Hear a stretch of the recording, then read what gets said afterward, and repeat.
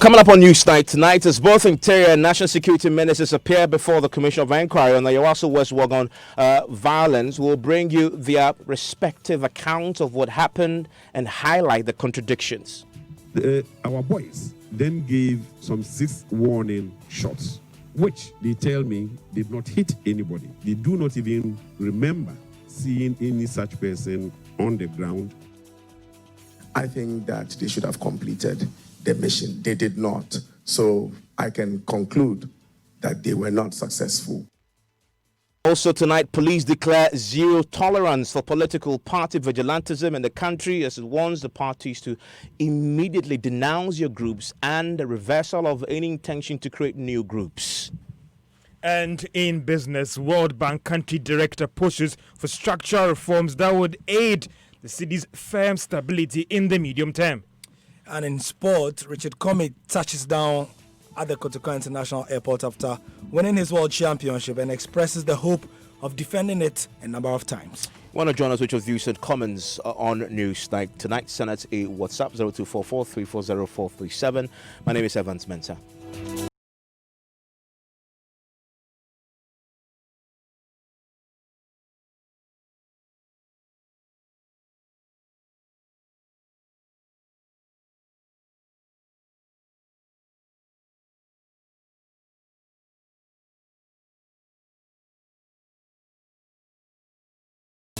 We will stay with the Presidential Commission of Inquiry that began its public sitting today into the Yawaso West Wuogon by election violence. The Interior Minister Ambrose Derry was also before that commission today, and he says the police SWAT vehicle used by some masked gun-wielding men at the Baulishi during the by-election does not belong to the Ghana Police Service. Now, during the election, several of the marksmen were seen in a video footage in a vehicle branded Police SWAT heading to the residence of the NDC candidate Delali Kwesi Frimpong. But Mr. Derry, at today's public hearing, said the vehicles could not have been that of the police service. Yes, I first saw on TV a number of persons dressed up, in khaki, and some of them wearing masks, were armed, and as normally is the case, when I get any report, the reports are either simply oral through the phone, sometimes photographs and videos. So when I got the video, I forwarded it to the IGP, and he says, these are not part of my men. Come to my notice on the video that they were in a vehicle that had the police logo. That was one of the reasons why I forwarded the video to the IGP, and he denied that that was not a police vehicle in use by the police. And he in fact told me, Minister, our vehicles have GP. What is the GP number? It is not our vehicle. That again is the information I have from the IGP. So if the commission understands you, you are denying that the vehicle that had the police logo actually do not belong to the Ghana Police. Is that it?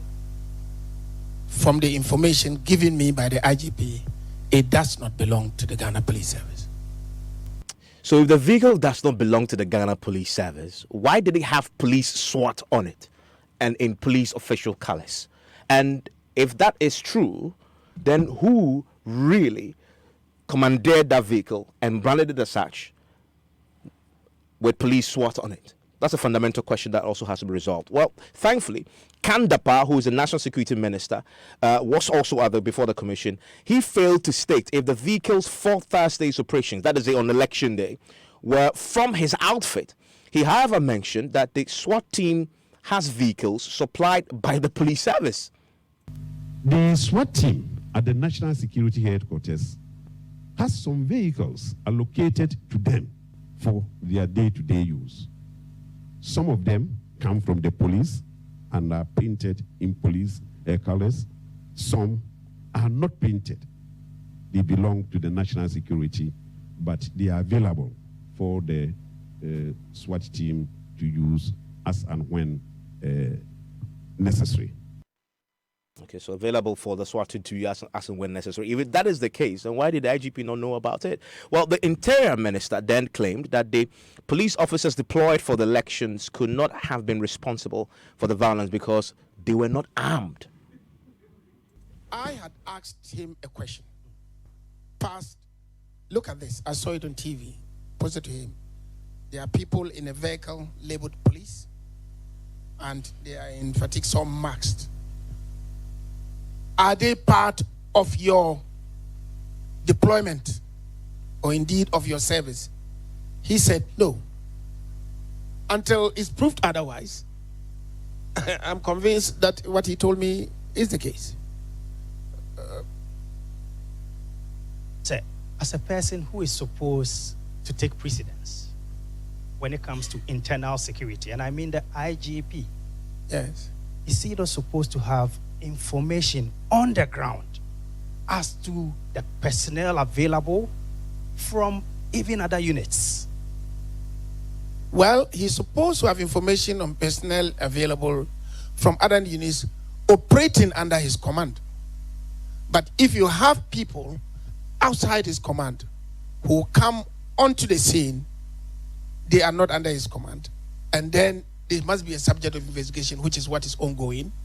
So, yes. And besides, you need intelligence information.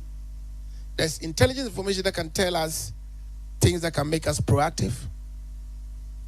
But for me, he is responsible for those that are deployed under him, and he is responsible to ensure that any person working outside his remit that purports to do what is his duty, that action is taken. And I believe that the ongoing investigation must be what they would want to come out with, to see who were outside that. But for me, his answer was definite. They are not part of my deployment, and therefore they are not part of my command. That is a categorical answer from the IGP to the Interior Minister. And then came Kandapa, who is the Minister of State in charge of national security, also on that same question. Listen to his answer. Yes, that is my brief, that all of them, according to the commander, I have no cause to believe that he will try to lie to me on this, but says that all the people there were his men, the people that he normally works with. And part of the SWAT team are police officers. 25 of them are police officers.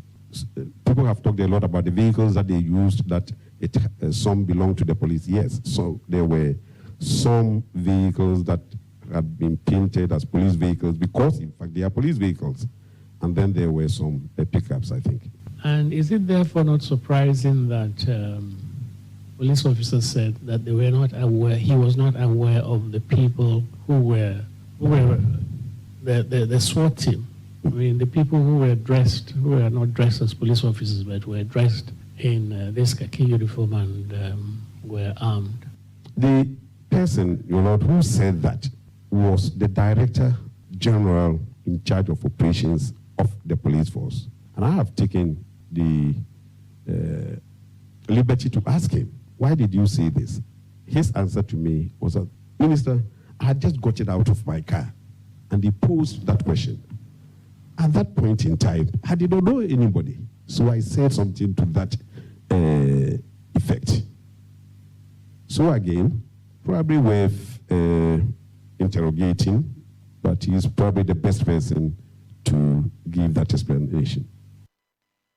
So that is Kandapa. You notice the obvious contradictions that his answer stands in contradiction to the Interior Minister there. He says that, and quote, because in fact they are police vehicles. That's a direct quote from what he just said. And it's referring to the vehicle that the guys the masked armed men went to the Ayawaso with. Because in fact they are police vehicles. By then you heard the Interior Minister say that the IGP told him that categorically that vehicle is not from the police. So how do you reconcile that? And he also mentions that, and I'm sure in our coverage you'd have heard, the Director General of Charlotte Police Operations, had told us categorically when we asked him on the ground whether he knew about the marksmen, and he said that he didn't know, that he's not going to look into it. Well, Kandapa's testimony is that when he questioned the Director General of Charlotte Police Operations, he said, in essence, I just got out of the vehicle, and so when you ask me, are you aware of the marksmen, in essence, he's saying that I just got there, I don't know yet. Now, that is entirely not what happened in that interview, though, because he was also asked a direct question. These men that we've seen on the ground are masked men. And he says, well, my men that I've deployed today are not masked men. I did not deploy any masked men. So if Kandapa's testimony is that the man only told him that I just got there, my answer really may have been misreported, because I just got there and what I meant was I don't know about the people.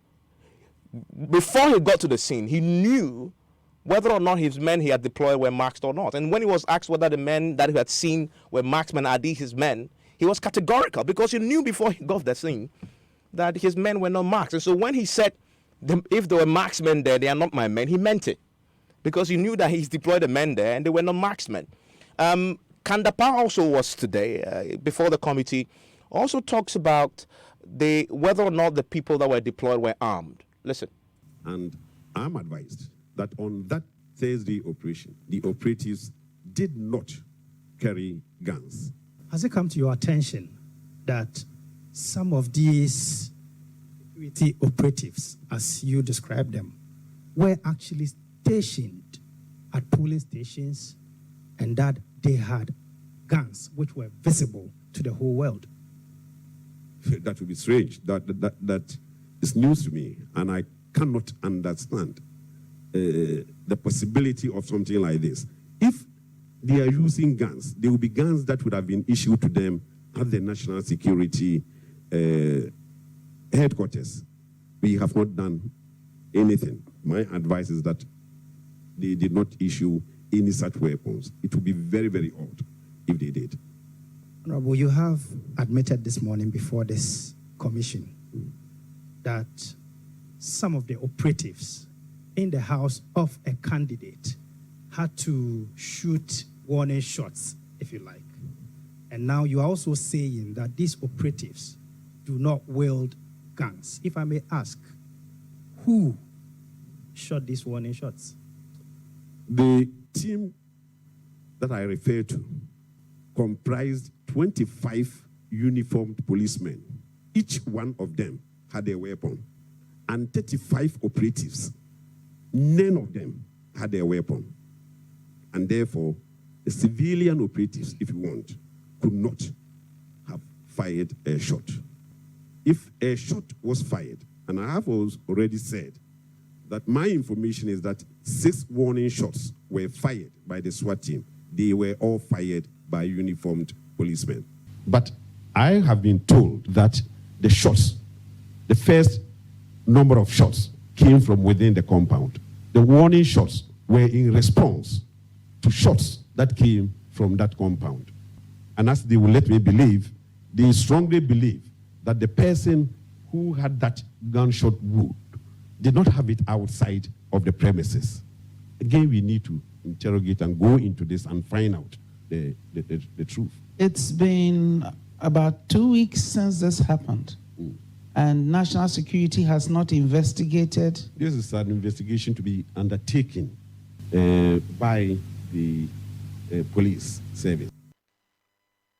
That is Kandapa again speaking before the committee. Now, before we bring in other voices, as of course this story has unfolded throughout the day, there's a final point of controversy that has also been part of the media reportage on this, which is whether or not Brian Champon, who is a Minister of State at the National Security Secretariat, was the one who deployed, as an individual, was the one who deployed the marksmen to Ayawaso West Wuogon by-elections. And that has been part of the media reportage, that he had claimed that he deployed the men. That question was put to him. This was his answer. The report that I have, I never said anywhere that I have deployed men to any place. I never said that. And I think the report should come up to suggest to the media, because it's caused me a lot of pain. And I'm sure you've heard it. The president quoted me last time. I don't know where he got the quote from. Everybody is saying what they don't know. When the tape is available for everybody to listen, I never said I have deployed men anywhere. You do admit that we had masked uniform men at the polling stations, or some of the polling stations. Yes. My information, and from what I have seen on the video, is that some of the SWAT team or those attached to the SWAT team had masks on. Were they part of the security operatives attached to the election? The information I have is that the 60 people that were deployed for that operation, that specific operation, were there on a different mission. Who are these uniformed masked men, to the best of your knowledge? We have operatives within our setup. We have all kinds of people within our setup to protect you, Council. All kinds of people. But in addition to that, we have a police SWAT team that is attached to us, equipped by the police, because they are in police uniform, they hold weapons, and all that. When they are on operations, they are supported by some of these operatives, depending on the nature of the operation and where the local knowledge. So if SWAT people are coming to Castle and we have operatives within our setup that are familiar with the Castle, they will join them and then go and conduct the operation.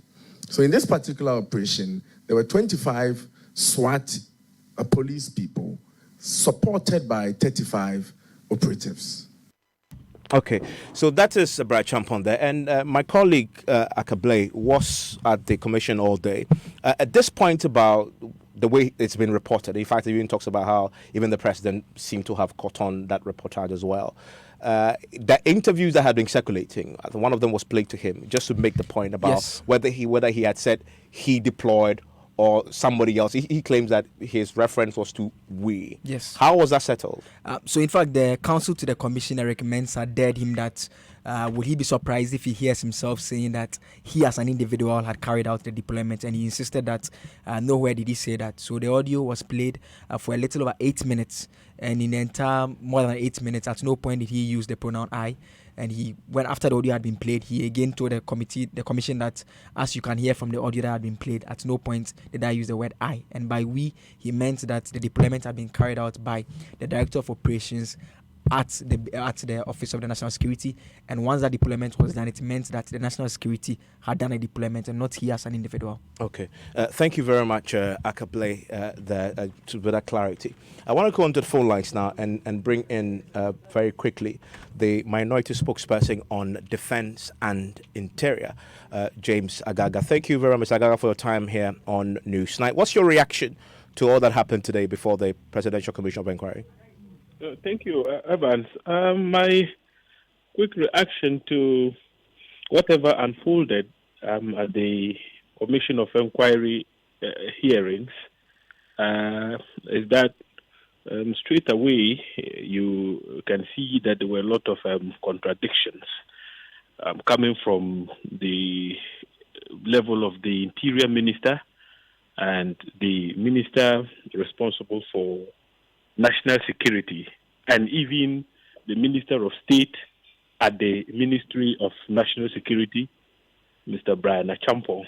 I am a bit hesitant to draw conclusions at this stage, because if I did so, I would be prejudicing the work of the Commission of Inquiry. But having said that, Evans, I want to state broadly that if you consider the fact that the Minister responsible for, the Minister of State responsible for National Security, Brian Achampong, claims in his submissions before the Commission that the Ministry of National Security actually authorized the operations, and he pointed at the Director of Operations, then you would understand why all along some of us have maintained that the operation itself was unconstitutional. I mean, Evans, if you look at the functions of the minister responsible for national security and the functions of Honorable Brian Achampong as Minister of State at the Ministry of National Security cannot be any different. Clearly, the functions are spelled out in Section 17 of the Security and Intelligence Agencies Act 1996. And Evans, for the benefit of our listeners, I'd want to quickly refer to that provision, and the relevant provision is. Well, we lost him on the telephone line there. Also today, there were moments, though, that both gentlemen, the Interior Minister and Kandapar, corroborated each other's accounts. Interior Minister Ambrose Derry and the National Security Minister Kandapar. Also today, we know that on a key subject, remember that Kudeo had put out reports about a police officer being assaulted. Well, the Interior Minister Ambrose Derry first took his turn. He told the Commission he is not aware of any report that some police officers were attacked by the marked security operatives. No, as far as I'm concerned, no, they did not.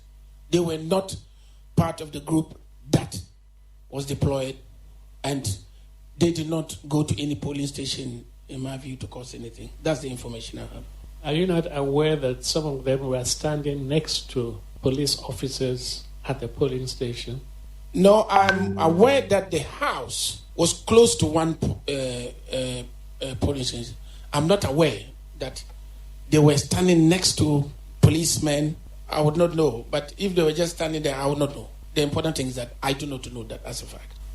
Are you not also aware that one of these men interfered with a police officer at the police station, actually removed a police officer who was on duty at the police station? Did you get at the polling station? Did you get that report? No, I haven't gotten that report. That would be a matter of concern. First of all, it wouldn't be the act of those on duty, but I would expect action to be taken against whoever did that. I will consider that to be an obstruction of the duty of the police officer at the polling station. And if I know, I would ask the IGP for an update on the matter. Well, when the minister in charge of the National Security Minister, Kandapar, took his turn, he corroborated that account. The security for the by-elections, that was being provided by a joint team under the control of the Director General Operations of the police. This was an operation about the possible hoarding of weapons in a house within that vicinity. So there were no parallel command and control now. They were not doing the same job. I would have agreed with you if I hadn't read a Kudeo report in the media about one such person manhandling a police officer on duty at a polling station in a completely different area. That's why I'm a little surprised that they were not part of any election duty. I've asked the same question to my commander, that I have heard it said that there was a national security operative, part of SWAT, who was manhandling somebody elsewhere. They say that they are not aware, and it would be odd that a member of their team would have, on his own, gone elsewhere to do that sort of thing. I've tasked them to find out the truth in that. I want to bring in Paul Kwabena Abrampa, who is a member of Kudeo Secretariat, is the Coalition of Domestic Election Observers. Mr. Abrampa, I'm grateful for your time here on Newsnight. Yeah, good evening, my brother. Yes, you had both ministers, Interior and the National Security, about this Kudeo report. What's the reaction coming from Kudeo on this matter? Frankly speaking, the line went off. So I heard just the last okay.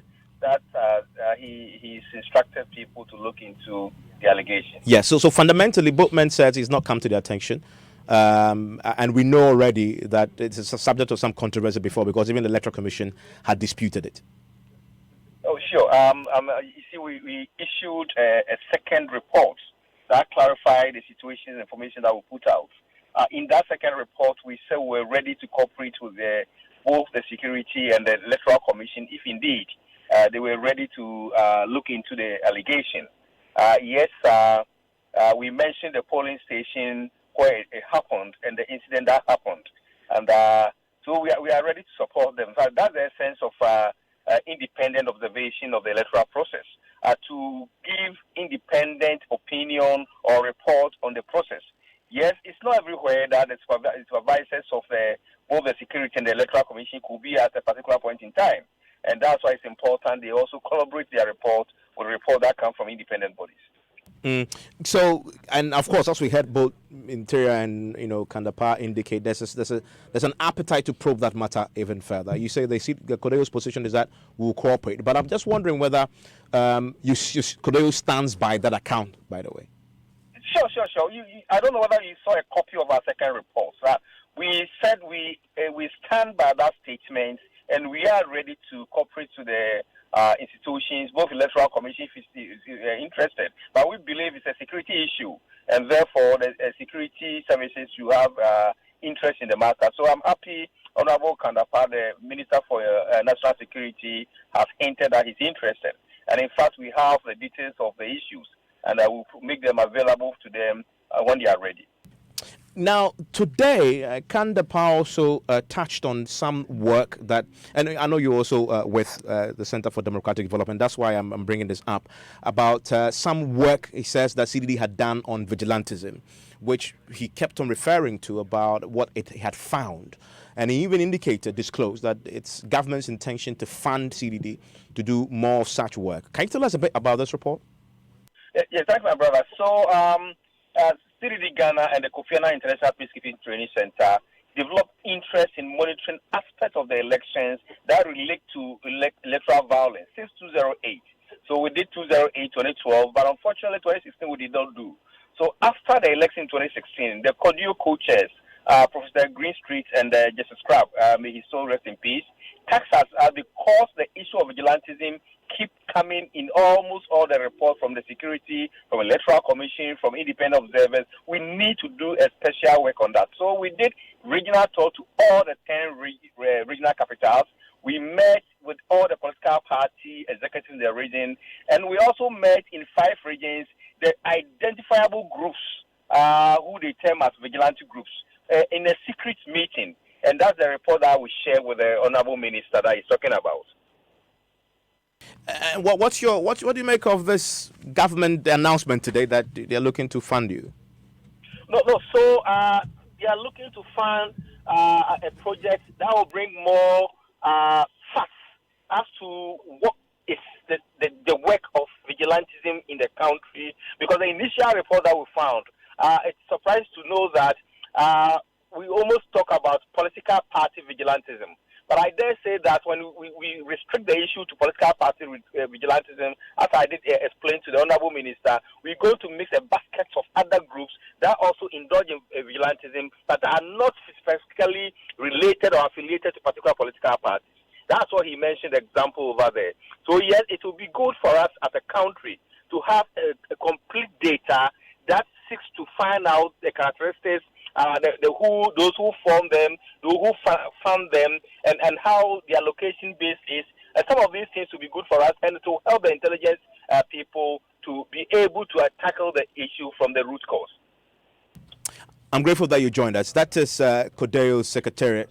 There's a member of the Kodeo Secretariat, Paul Kwabena Abrampa, and I just rejoined again right now by that's the Minority Spokesperson on Defense and Interior, James Agaga. Mr. Agaga, thank you for your time. We lost you briefly there, but just my brief question to you. I know there's a sense that the minority are taking a decision to boycott the commission. Can you clarify that for me? Yes. Evan, the minority's position was clearly captured in the statement issued and signed by the minority leader himself, and the position is very clear. We are firmly of the view that the perpetrators of the attacks at the Ayawaso West Wuogon election are known, and that evidence abounds. If you really want to identify the perpetrators, we can do that without recourse to the work of the Commission of Inquiry, because a Minister of State took responsibility for the deployment. Now he's stated before the Commission of Inquiry that he used a collective term, we, and that we should refer to the Director of Operations. Whichever way you look at it, Evans, it is easy to identify the attackers captured on video. It's now been revealed to us that 35 of those operatives did not even belong to the police service. And so it should be possible to fish the perpetrators from the group of 35 and, as it were, prefer charges against them. We think that can be done with recourse to the Commission of Inquiry. Now, if you consider further the fact that there is judicial precedent in the Ghana at 50 case, which was handed down by Justice Mafusau, who is now a justice of the Supreme Court, you would find that one's appearance and testimony before the Commission of Inquiry gives the person immunity from prosecution. We seriously think that some of the actors, so far as the Ayawaso West Wuogon elections are concerned, ought to be brought before the criminal courts for a trial in the face of their complicity. Look, I should make reference, Evans, quickly to the composition of the National Security Council. You find that council is chaired by the president and Mr. Agaga, the point you made about the immunity in that case, in that instance of that commission, the LA Commission, but that point had been countered because isn't that immunity limited to the terms of reference as specified that governed that particular commission and not necessarily one that you can apply to every other commission? No. But in the Ghana at 50 case, the reasoning of the court was very clear. You see, if you want to use the vehicle of establishing the happenings at the Ayawaso by-election by setting up a commission of inquiry, you are simply saying that you want people to appear and testify. Now, some of the actors who have been invited, we are strongly of the view that they should actually use the vehicle of criminal investigation to deal with them. But you see, our point is that once they appear before the Commission of Inquiry, and some of them have already appeared and testify, I mean, it will be extremely difficult to turn around after they have testified before the Commission of Inquiry and initiate criminal investigations against them. The Ghana at 50 case is very clear. The reasoning behind that verdict is very clear. That is why... But are you aware that even this commission disagrees with that position? In fact, I've heard the executive secretary express the opinion on this, categorically saying that their work does not stop any criminal actions that may be taken by the police. Evans, we are not talking about the views of the executive secretary of the commission. I am talking about a decided case. A decided case which resulted in the acquittal of 2 individuals who were brought before the criminal courts for trial. So I'm talking about judicial precedent here and not the views of an executive secretary of the commission. I have a lot of respect for the executive secretary of the commission. But I am referring to a decided case, and which is an authority. It is binding. That is the position the minority has taken. Okay, so the position is that you boycott this commission, you won't participate if you're invited. That is the position of the minority and the NDC as a political party. I'm really grateful that you joined us with your thoughts. That's a minority spokesperson on defense and interior. Still ahead, police declare zero tolerance of political party vigilantism in the country as it warns the parties to immediately denounce your groups and reversal of any intention to create new groups. That's right after business. Hello, George. Hi, Evans, and coming up in business, the World Bank country director pushes for fast-tracking those structural reforms that would help strengthen the city in the medium term. And Evans, how much are you prepared to spend to express your love as we celebrate Valentine's Day today? As much as, well, I have. Because you Such know as that I have, I give. I see. A hotel is charging about $15,000 for a presidential suite, and we understand that is already booked.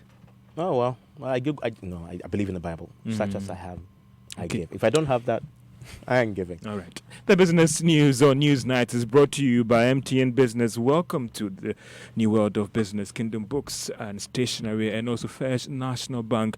We actually understand your business and we care for you.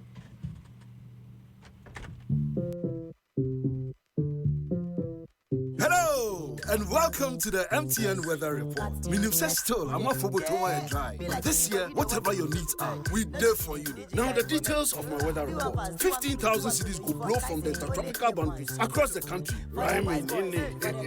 We can also see a mist of fog patches of 25,000 cities and a heavy monetary downpour of 30,000 cities are a move to treat the dry season across the country. Now, ladies and gentlemen, everywhere you go, whether it be school fees or akasisem fees, we there for you. Rent advance, salary advance, your sorting advance, because with MTN, we're there for you. Now keep talking, browsing, texting, and sending Momo to accumulate points and win prizes each month to cushion you this year in the MTN More For You promo. 80 dial *120#. Now check your points. We're there for you everywhere you go. Everybody make us see you do the dance. Do the dance.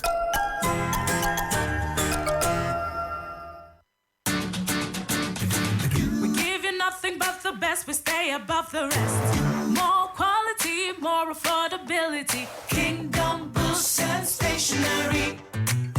Everybody's going to the one and only shop where customer satisfaction is a guarantee. Kingdom Books and Stationery. Oh yes, with our 30 days credit facility with no interest charge, free delivery services, and our free consultation on setting up your office, Kingdom Books and Stationery is unmatched in our delivery of quality and affordable office essentials, equipment, and furniture. Experience world-class customer service in all our branches in Accra, Tema, Kumasi, Cape Coast, and Takoradi. Call us on 0302-764-101 or visit our website at www.kingdomgh.com. Kingdom Books and Stationery, your number one-stop shop for all office essentials and stationery. Terms and conditions apply.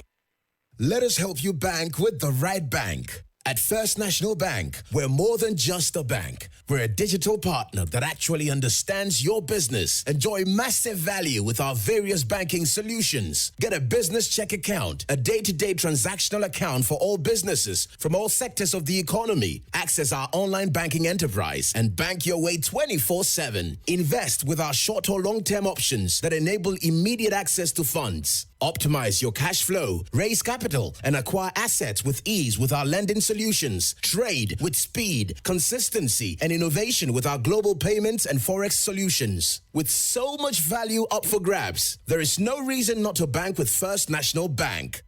First National Bank. How can we help you? Joy 99.7 FM, radio for the discerning listener.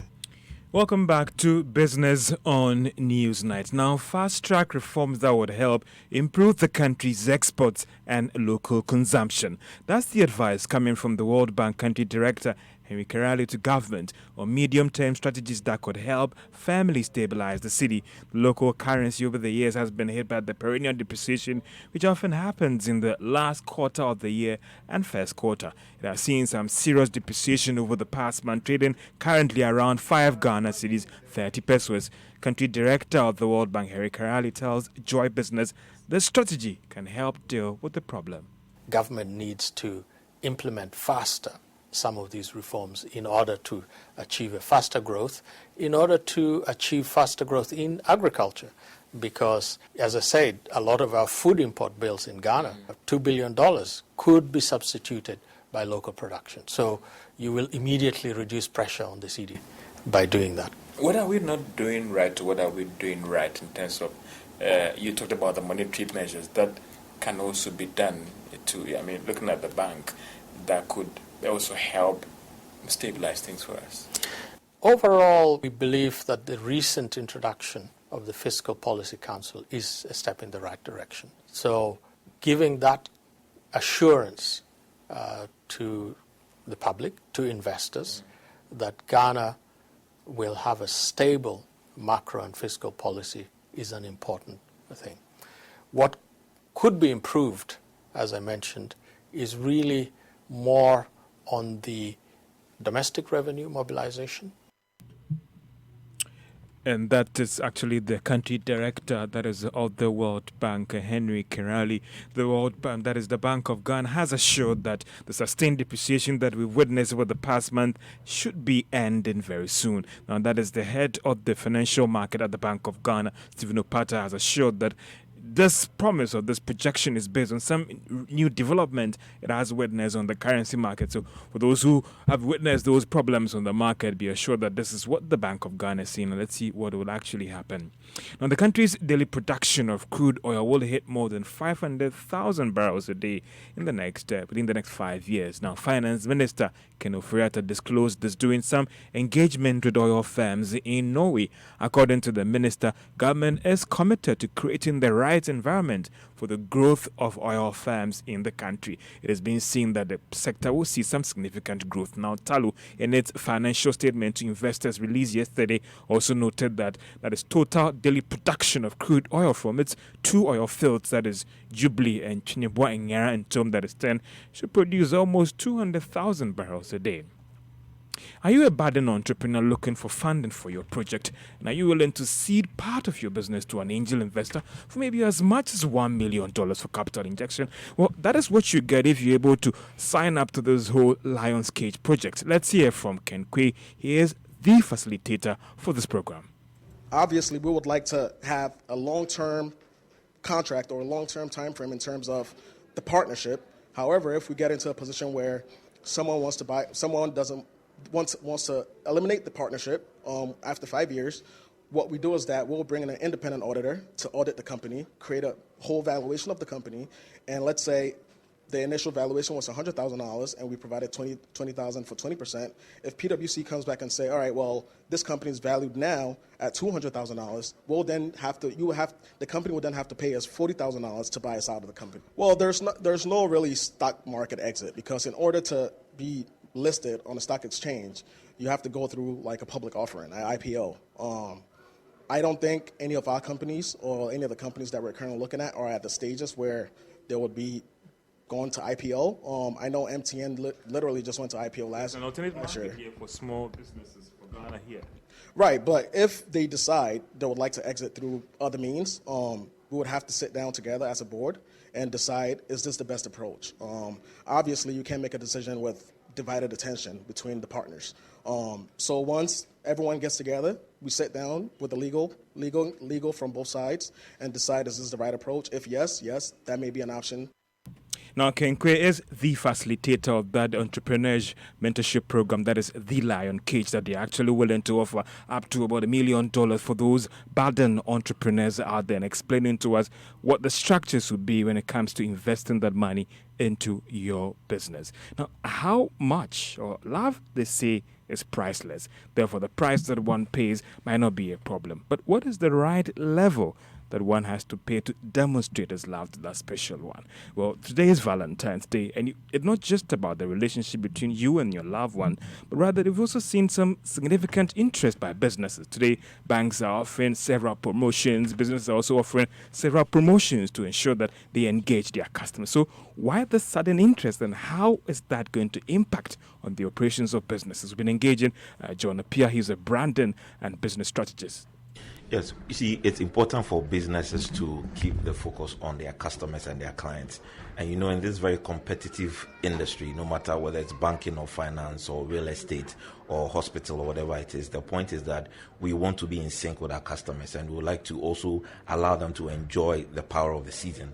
And it happens to be the season of love, and we are not only thinking about lovers who can exchange gifts and other things, but we as businesses should also be interested in how we can give that special treatment to our customers and our clients in a particular season. So we're taking advantage of Valentine to also show our clients that we are concerned about them, we care about them, and we are interested in what matters to them. So that's how come a lot of businesses are now changing the paradigm, and for seasons like Valentine, a lot of promos and other discounts and other activities are ongoing to ensure that value, in terms of value, businesses provide a lot of value for their customers. We have a hotel that is actually offering a night presidential suite a limo and a candlelight dinner for $15,000. And our last check, as of last check, told us that it's been sold out. Yes, and you see, it's about creating that memory that will last for a lifetime. So if a business in the hospitality industry decides to go the extra mile to create that kind of memory that will linger on the minds of their clients or the customers, it is the way to go. John Appiah is a branding consultant and a business strategist. So, Evans, you had creating those lasting memories. And I don't know, as I asked you how much you're going to spend to. How much are you spending? I told you what will happen in my case. It's priceless, Evans. It doesn't matter. You don't want to put a limit on it. Okay, well, the best spend though is Kojo Entry's program. Yeah, which you have to do that. That is the best spend. If you have 800 I have. Yes, yeah, that you could just ask your lady, let's just go and buy something in town. You just drive to the hotel. I'm seeing a friend inside. You talk to the friend and say, my friend wants to see you, and then you surprise her. Yeah, the Kojo Entry program is tonight. George, will you be there? Maybe. Well, the Inspector General of Police, David Asante Apetu, has declared a zero tolerance for political vigilantism in Ghana. Speaking at the press conference in Accra to give an update on the security situation in the country, the IGP urged political parties to denounce all their vigilante groups, as he says. People who disturb the peace of the country will be dealt with, irrespective of their political affiliation.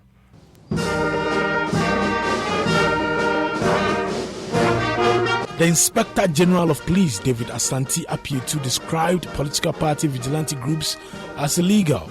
He declared zero tolerance for the groups and urged the country's political parties to denounce them.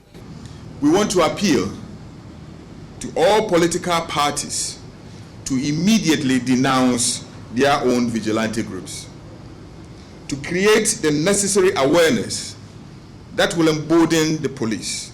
Furthermore, if any political party intends to create new vigilante groups, we appeal for a reversal of such intention. The police are poised to arrest and profile any group of people claiming to be vigilante groups, irrespective of their political affiliation. We are declaring zero tolerance against political violence and vigilantism. The IGP also announced a committee has been set up to investigate allegations of sexual harassment by a top officer of the Criminal Investigations Department. The wife of former legislator J.B. Dankwa, who was murdered some years ago, made the allegation some days ago. Yes, we all heard about it. We read about it in the newspapers. And we have set up an investigative unit, a committee to investigate that matter. In fact, she's already been spoken to by one of our commissioners to invite her, and she's given us a time to come. So it's an ongoing investigation.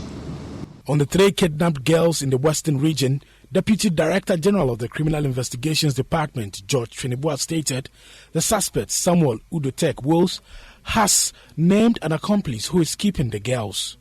The suspect, Samuel Udotek Wills, has mentioned one John Nweke as the one keeping the girls, and all efforts are being made with our sister security and intelligence agencies, including the BNI, the Defense Intelligence, and the general public, especially the media, who are helping the song Bring Back Our Tidy Girls, assisting in these investigations.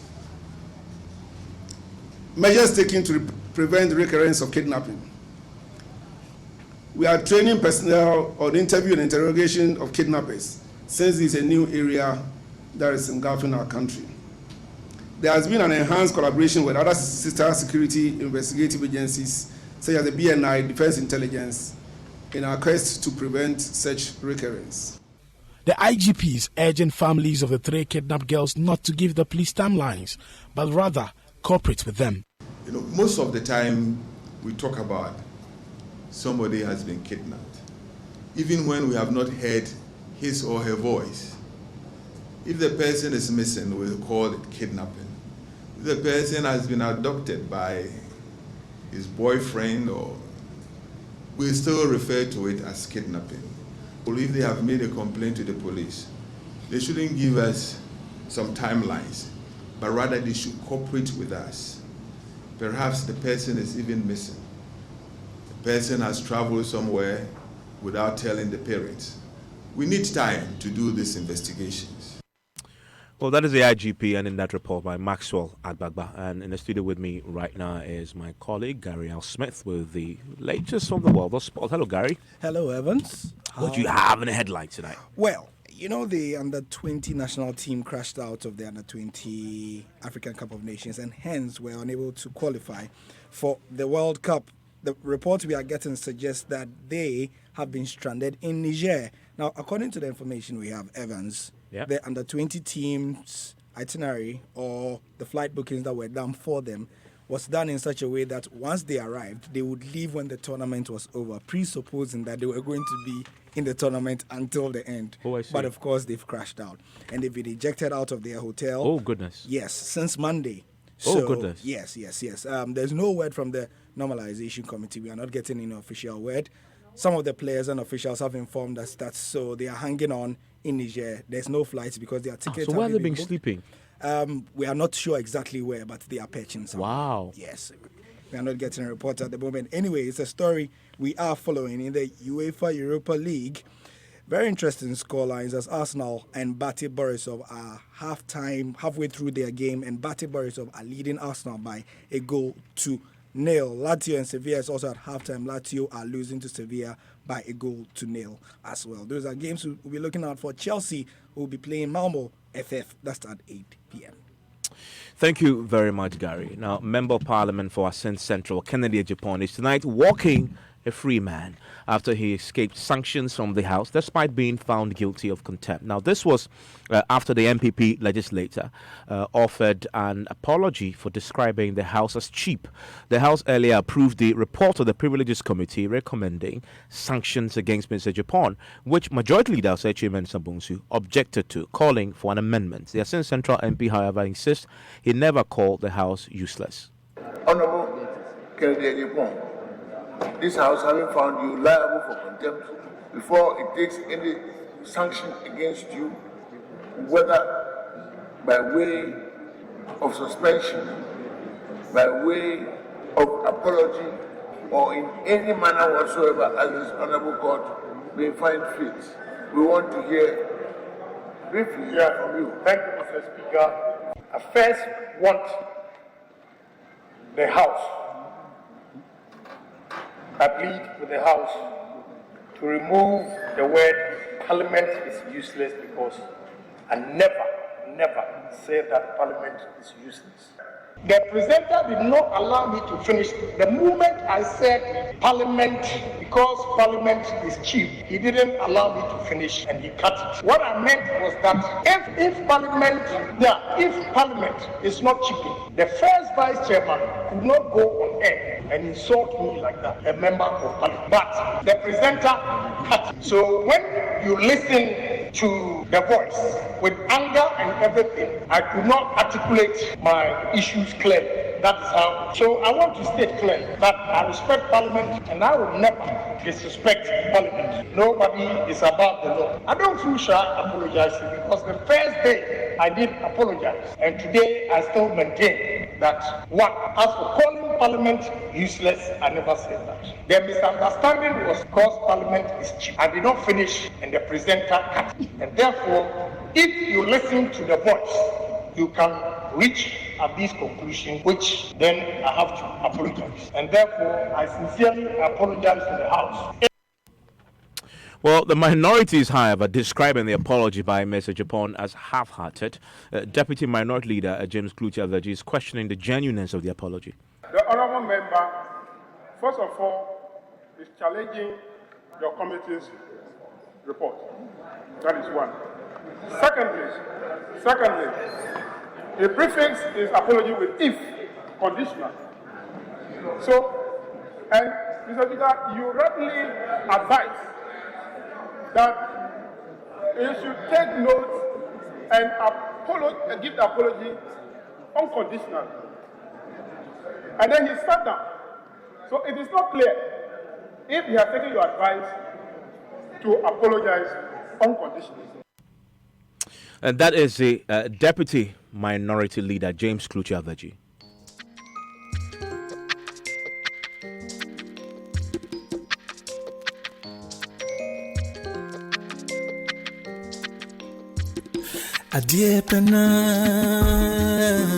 By the way, that is Kojo Entry, and that should remind you that today is Valentine's Day, and there's only one place to be tonight.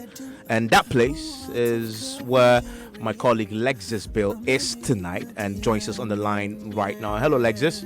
Hello, Evan. Where is that place?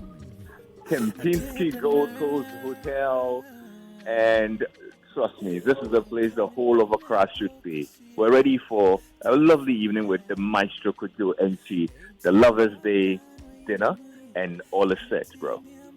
Nice. And Lexus, are you there alone? Well, the team is here. No. I'm not talking about the team, Lexus. I'm not talking about the team, Lexus. Are you there alone? With my boss and a few other colleagues. Lexus, are you there alone? Hey, Lexus, this is a question. I'll tell you for a fact, if you plan on coming alone, you might have a very boring night. It's a night for lovers, so do come with your partner, Evans. Do come, whoever's listening, do come with your partner to enjoy the lovely atmosphere and, of course, a chance to rekindle their love. Okay. So, yes, don't worry. When you come, you would see whether I'm alone or I've got company. Well, that curiosity alone will make me come. But I'm sure that people listen tonight who want to join yourself and that mystery partner of yours party tonight. How will they get in? Well, tickets are at the gates. We've got a few more tables that we are selling out tonight. Look, the ticket has been in high demand. I got to be honest with you. Already patrons are trooping in, but we've got just a few more tickets. So if anybody's listening and they haven't made plans for tonight, they should just drive straight to the Kempinski Hotel and we'll be able to sort them out and then let them be a part of the party tonight. Lexus Bill, I nearly said Happy Vows Day, but how dare I say that to a gentleman of your caliber? But that's it, Lexus. Thank you very much. And Lexus is live from the Kempinski Hotel. That's where you want to be tonight. Happy Vows Day, ladies and gentlemen. Enjoy the rest of your evening.